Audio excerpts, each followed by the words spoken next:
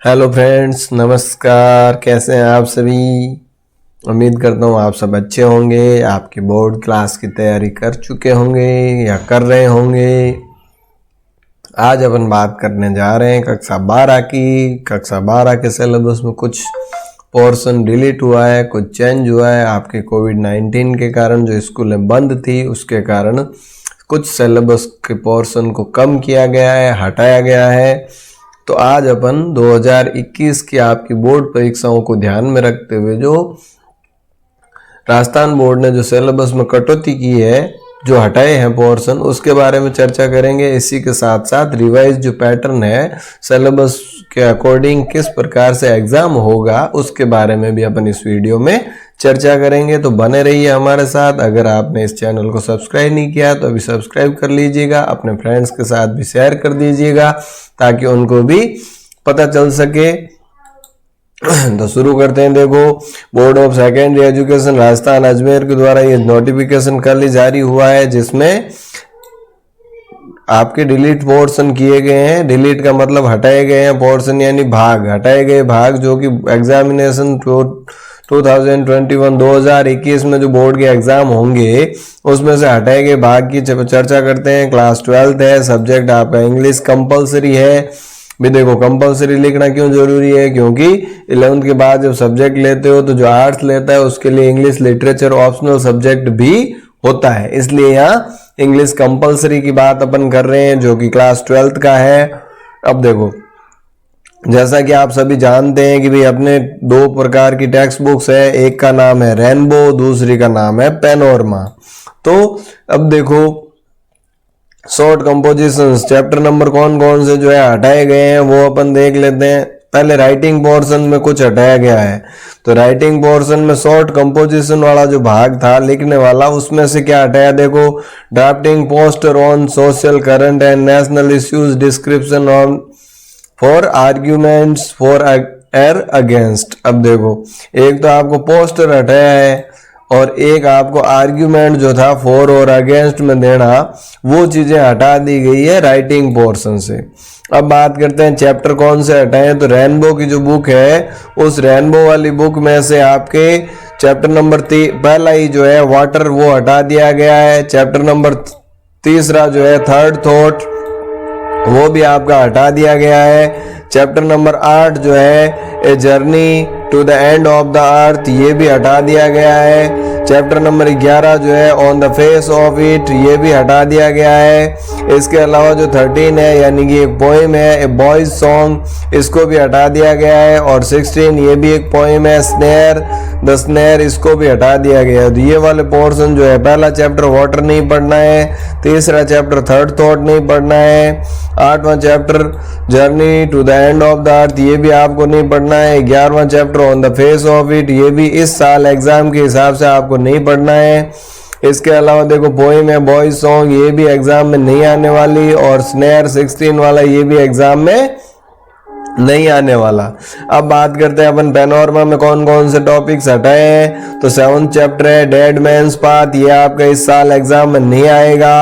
8वां है the gift of मैजाई, ये भी जो है इस साल आपके एग्जाम में नहीं आएगा। और 10th चैप्टर है गोइंग प्लेसेस, ये भी आपका इस साल की परीक्षा में नहीं आएंगे। तो ये वर्ष 2021 की जो बोर्ड की परीक्षाएं नियमित समय पर, निश्चित समय पर होगी, और उसमें से आपके ये वाले पोर्शंस जो है इस सिलेबस में आपके हटाए गए हैं। बाकी चैप्टर जो बचे हैं उनके साथ आपको अच्छे तरीके से अपनी तैयारी करनी है और बोर्ड परीक्षा में अच्छे से अच्छे नंबर लाने हैं। अब देखो, examination scheme for the subject as follow. अब देखो, पेपर आपका एक ही होगा, टाइमिंग 3 घंटे 15 मिनट का टाइम रहेगा। पेपर 80 नंबर का होगा, सेशनल 20 नंबर, जो है स्कूल से 17 अंक जाते हैं। तो इस बार ऑनलाइन क्लासेज या ऑनलाइन जो भी आपने काम किया है उसके बेसिस पे असेसमेंट होके आपके 20 मार्क्स हो जाएंगे और टोटल 100 मार्क्स का पेपर होगा। अब देखो, एरिया ऑफ लर्निंग 100 मार्क्स में से कौन कौन सी चीजें होगी। तो देखो, रीडिंग वाला पोर्शन जो है वो 15 नंबर का है, यानी कि पढ़ना। रीडिंग का मतलब क्या होता है? पढ़ना। अब पढ़ने के भी नंबर मिलते हैं क्या? बिल्कुल मिलते हैं। कैसे? भी पैसेज है, पैसेज को क्या करना है, पढ़ना ही तो है, पढ़ के ही तो उत्तर देना है, उत्तर तो उसी पैसेज में रखे होते हैं। तो वो जो है रीडिंग का आपका 15 नंबर है। इसके बाद राइटिंग का मतलब लिखना, राइटिंग पोर्शन के 25 नंबर है। बुक रेनबो है आपकी 25 नंबर की, और पेनोरमा जो है वो है 15 नंबर की, यानी कि इक्वल पार्ट है आपका, बराबर हिस्सा है। रीडिंग राइटिंग भी 40 नंबर का है, टेक्स्ट बुक्स यानी किताबें भी 40 नंबर की है, बाकी 20 नंबर आपके सेशनल स्कूल से जाएंगे। अब बात कर लेते हैं सबसे पहले सेक्शन ए जो आपका रीडिंग है, उसमें क्या क्या आने वाला है। तो देखिए रीडिंग में passage for comprehension and note making, दो तरह के पैसेज आएंगे, एक तो कॉम्प्रिहेंशन यानी समझने के लिए, और दूसरा आएगा नोट मेकिंग, उसमें से इंपॉर्टेंट चीजें जो है उनके नोट बनाना। 2 अनसीन पैसेज 700 से 900 दोनों की वर्ड लिमिट होगी। अब पैसेज दो तरह के हो सकते हैं, जिसमें एक तो आपका फैक्चुअल पैसेज हो सकता है जिसमें इंस्ट्रक्शन, डिस्क्रिप्शन या रिपोर्ट दे रखी हो, दूसरा डिस्कर्सिव हो सकता है जिसमें कि अपनी ओपिनियन भी देनी हो या आर्ग्यूमेंट या अपने इंटरप्रिटेशन उसमें देनी हो, और तीसरा लिटरेरी टाइप का हो सकता है जिसमें फिक्शन हो सकता है, ड्रामा, पोइट्री, ऐसे या कोई बायोग्राफी हो सकती है। अब देखो इसमें करना क्या है। अनसीन पैसेज जो पहला पैसेज आएगा वो कॉम्प्रिहेंशन टाइप का होगा, समझ के लिए होगा। इसमें क्या करना, देखो short answer type question to test local, global and inferential comprehension, ये जो है 400 से 600 शब्दों, 400 से 500 शब्दों का आएगा, और 6 नंबर जो है 6 प्रश्न सीधे सीधे आपके इसी पैसेज में से पूछे जाएंगे। Vocabulary such as word formation and inferring meaning, अब 3 नंबर के जो है वो वर्ड फॉर्मेशन के आएंगे, वोकैब से रिलेटेड। मान लो पैसेज में शब्द आया है, पूछ लिया इस शब्द का सिनोनिम कौन सा शब्द है या इस शब्द का ऑपोजिट कौन सा है, तो इस टाइप के 3 क्वेश्चन आएंगे। टोटल 6 और 3 मिला के 9 नंबर का पहला पैसेज होगा। अब बात करते हैं दूसरे पैसेज की जो कि नोट मेकिंग से रिलेटेड है। तो note making in an appropriate format, एक एप्रोप्रिएट फॉर्मेट के अंदर नोट बनाने हैं। 300 से 400 शब्दों का ये रहने वाला है। तो नोट बनाने के तो 4 नंबर है, और उसके एब्स्ट्रैक्शंस यानी उसकी समरी लिखने के, सारांश लिखने के 2 नंबर है। तो 4 नंबर और 2 नंबर 6 नंबर का दूसरा पैसेज रहेगा, जिसमें 4 नंबर तो आपके नोट मेकिंग के हैं और 2 नंबर उसकी समरी लिखने के हैं। तो ये दोनों मिला के 6 और 9 मिला के कुल मिला के आपके होते हैं 15 नंबर। तो ये 15 नंबर जो है आपकी सेक्शन ए यानी कि रीडिंग पोर्शन से रिलेटेड है। अब अपन आगे बढ़ते हैं सेक्शन बी। अब बी सेक्शन जो है वो आपका राइटिंग से संबंधित है, राइटिंग का पोर्शन है। अब इसमें राइटिंग में क्या है, 25 नंबर का टोटल पोर्शन है। अब 25 में क्या क्या देखो, 1 आउट ऑफ 2 शॉर्ट कंपोजिशंस, यानी 2 में से 1। कंपोजिशन का मतलब लिखना होता है, उसमें 2 में से 1 क्या क्या है, राइटिंग एडवर्टीजमेंट एंड नोटिस। अब इसमें क्या क्या है देखो, एडवर्टीजमेंट यानी कि विज्ञापन, और नोटिस जिसमें कि एक्सेप्टिंग और डिक्लेयरिंग इनविटेशंस भी है। 3 चीजें शामिल है। पहले ज्यादा थी, पोस्टर वाला हटा दिया, आर्ग्यूमेंट वाला हटा दिया। अब आपको एडवर्टीजमेंट, नोटिस या इनविटेशन, इनविटेशन में भी उनका एक्सेप्ट और डिक्लाइन। एक्सेप्ट का मतलब स्वीकार करना, डिक्लाइन का मतलब मना करना। ये जो है इनके मिला के 4 नंबर का, कोई भी 2 दिए होंगे, 2 में से 1 करना है, 4 नंबर का है। अगला देखो, ए रिपोर्ट ऑन एन इवेंट और ए फैक्चुअल डिस्क्रिप्शन। 100 शब्दों में आपको एक रिपोर्ट लिखनी है जो कि किसी घटना पर या किसी तथ्यों पर आधारित होगी। अब ये भी 2 में से 1 करना है, जिसमें कुछ वर्बल इनपुट दिए होंगे, यानी कि कुछ शब्द हिंट के लिए आपको दे रखे होंगे। अब बात करते हैं देखो तीसरा लेटर की, यानी अगला कंपोजिशन में क्या आएगा, लेटर। लेटर क्या होगा, out of 2 based on some verbal input. Verbal input इसमें भी दे रखे होंगे, यानी कुछ वर्ड्स दे रखे होंगे, और ये भी 2 में से 1 करना है। अब लेटर किस किस टाइप के होंगे, कितने शामिल है देखो, ए है आपका बिजनेस और ऑफिशियल लेटर, यानी बिजनेस और ऑफिशियल लेटर में जिसमें मेकिंग इंक्वायरी पूछताछ करना, रजिस्टरिंग कंप्लेंट्स कोई शिकायत दर्ज करवाना, आस्किंग फॉर और गिविंग इंफॉर्मेशन सूचनाएं मांगना या सूचनाएं देना, प्लेसिंग ऑर्डर्स या ऑर्डर देना, किसी चीज को मंगवाना, और सेंडिंग रिप्लाईज या उसका जवाब देना, ये बिजनेस या ऑफिशियल लेटर में है।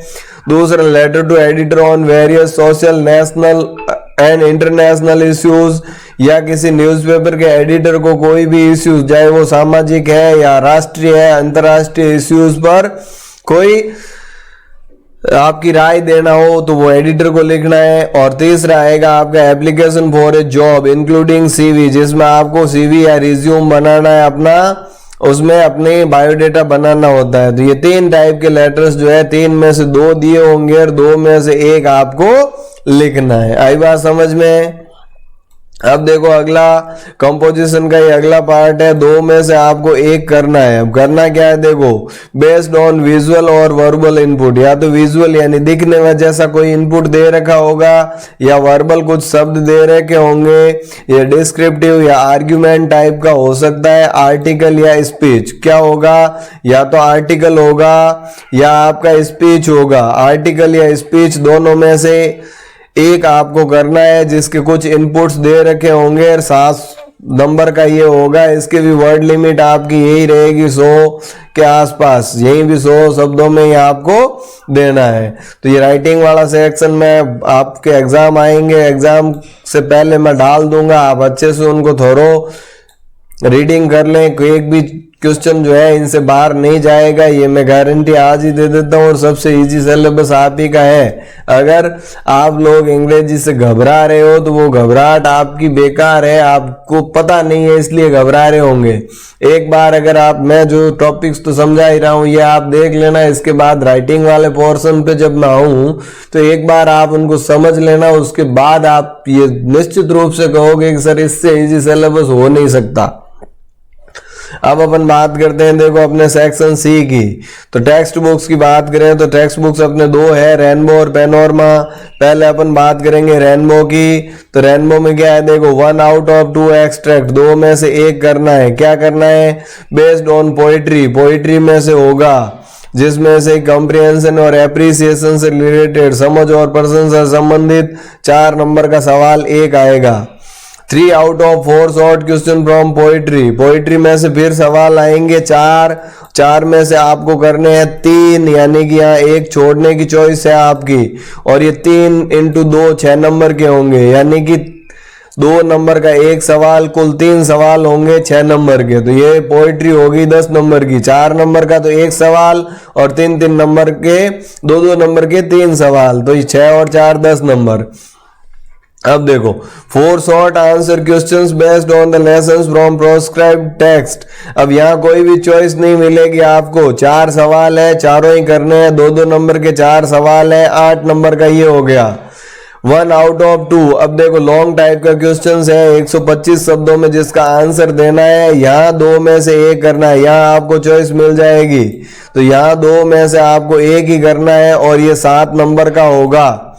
ठीक है, अब बात करें अगली पैनोरमा बुक की जो कि 15 नंबर की है। तो 15 नंबर में यहाँ भी एक तो यही है, 125 शब्दों में जवाब देना है, यानी लॉन्ग आंसर टाइप क्वेश्चन आएगा। यहाँ आपको चॉइस मिल जाएगी क्योंकि 2 में से 1 ही आपको करना है। ठीक है, और ये किसके बारे में होगा देखो, किसी भी थीम के बारे में हो गया, विषय वस्तु के बारे में, या जो स्टोरी में कैरेक्टर्स आए हैं, पात्र या कोई घटना घटित हुई है उसके बारे में होगा।